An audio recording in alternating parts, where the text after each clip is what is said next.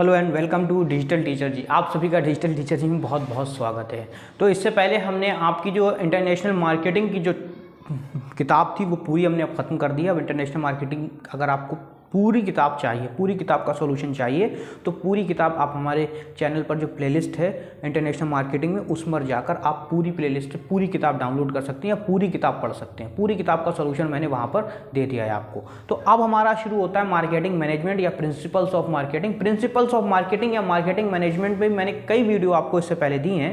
अब हमारी अगली वीडियो है, ये इंपॉर्टेंट चैप्टर है बीकॉम के लिए, क्योंकि बीकॉम में ज़्यादातर मार्केटिंग में इन्हीं सबसे चैप्टर पूछे जाते हैं।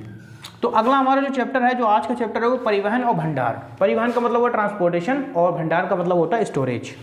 तो भंडार और स्टोरेज यानी ट्रांसपोर्टेशन और स्टोरेज से क्या मतलब है? अगर हम इसको इंग्लिश में कहें तो इसका मतलब ट्रांसपोर्टेशन है, इसका मतलब हमारा भंडार यानी स्टोरेज है।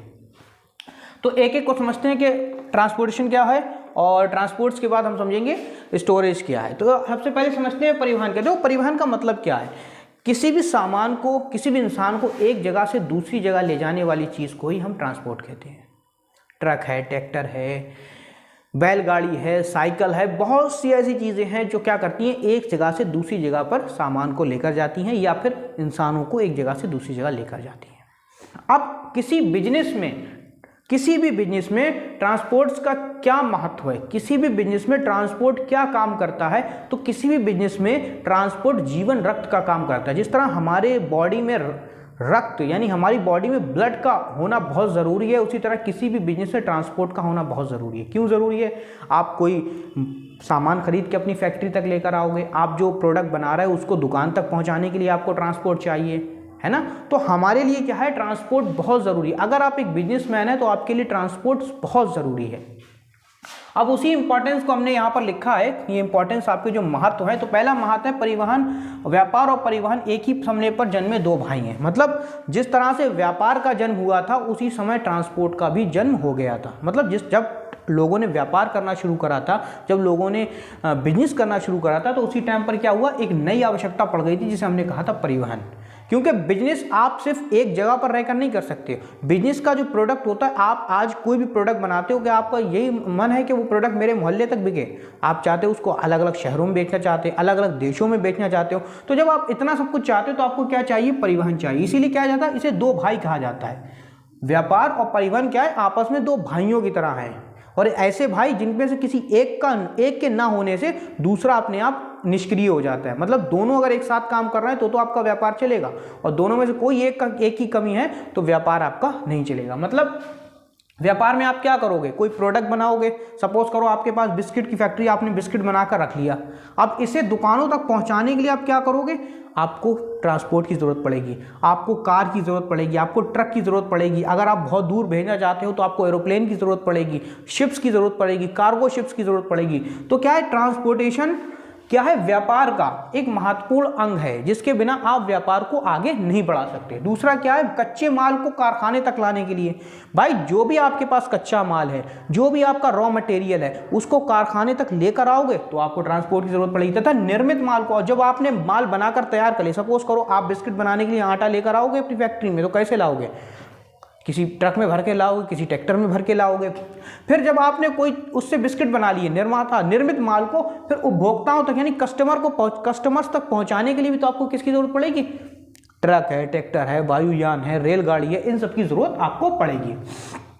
अगला विपणन के क्षेत्र का विकास करना। आजकल क्या होगा, ट्रांसपोर्टेशन से क्या करा जाता है, विपणन का यानी मार्केटिंग भी करी जाती है। अब मार्केटिंग कैसे करी जाती है, आपने देखा होगा बहुत सारी गाड़ियों को सजा दिया जाता है। कोई ट्रैक्टर है, ट्रक है, उसको खूब सारा सजा दिया जाता है और उससे क्या करना, मार्केटिंग करी जाती है कि ये प्रोडक्ट इस जगह पर मिल रहा है। या फिर आपने देखा होगा जो लोग ई रिक्शा वगैरह पे ऊपर भोंपू लगवा देते हैं, उससे बहुत दूर तक पहुंचाते हैं कि आज इस जगह पर मेला लगा हुआ है या इस जगह पर ये काम होने वाला है। तो क्या ये एक विपणन मार्केटिंग का भी एक अंग बन चुका है। मतलब इससे मार्केटिंग भी करी जा रही है। जो हमारा ट्रांसपोर्टेशन है, इससे क्या हो, मार्केटिंग भी करी जा रही है। अगला क्या है, शीघ्र नाशवान वस्तुओं की उपलब्धि। देखो कुछ चीज़ें ऐसी हैं जो जल्दी खराब हो जाती हैं, जैसे दूध है, दही है, मक्खन है। ये ऐसी वस्तुएं जो बहुत जल्दी खराब हो जाती हैं। अब इधर इसको किस में बनाया गया, फैक्ट्री में इधर बनाया गया और इधर कस्टमर तक पहुंचाना पड़ता है। आपने देखो आपके यहाँ रोज़ सुबह दूध की गाड़ियाँ आती हैं उतरती हैं, तो क्या होता है शाम को उनका भैंसों से दूध निकाला जाता है और सुबह आप तक पहुँचाया जाता है। अब इतनी जल्दी इसका प्रोसेस करना पड़ता है कि अगर ज़्यादा देर तक रुका तो ये ख़राब हो जाएगा। तो इतनी जल्दी जब उसका प्रोसेस करा जाता है तो इसके लिए क्या करना चाहिए, ट्रांसपोर्टेशन करना पड़ता है कि इधर आपने पैक करा दूध, इधर आपको कस्टमर तक पहुँचाना भी है। क्यों, अगर ज़्यादा देर तक उसको रखा रहे तो वो ख़राब हो जाएगा। तो क्या है, शीघ्र नाशवान का मतलब होता है जो जल्दी खराब होने वाली वस्तुएं उनको जल्द से जल्द कस्टमर तक पहुंचाने के लिए भी हमें ट्रांसपोर्टेशन की जरूरत पड़ती है। अगला, भारत में परिवहन के साधन। अब भारत में ट्रांसपोर्ट किस तरह से हो रहा है, भारत में परिवहन किस तरह से हो रहा है। सबसे पहले सड़क परिवहन।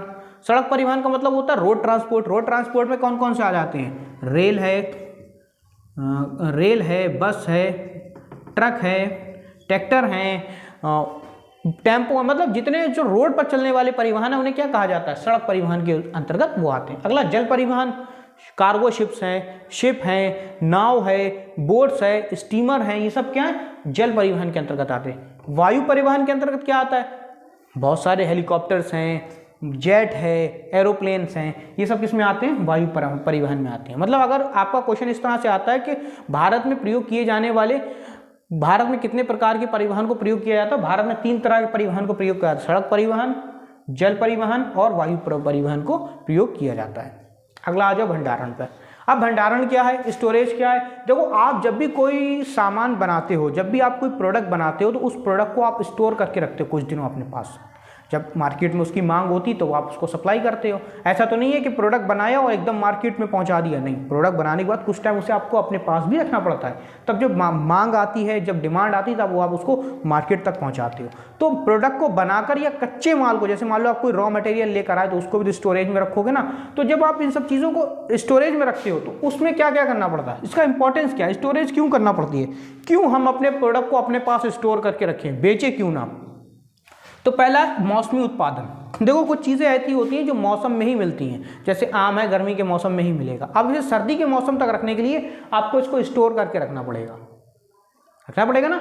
दूसरा क्या, मौसमी मांग। कुछ चीज़ें आती हैं जो मौसम पे ही उनकी मांग उठती है, कुछ मौसम पे ही उनकी मांग उठती है, तो आपको उनके क्या करना पड़ता है, उनको स्टोर करके रखना पड़ता है। तो इसलिए क्या होता है, स्टोर करना ज़रूरी होता है। फिर मांग व पूर्ति में संतुलन।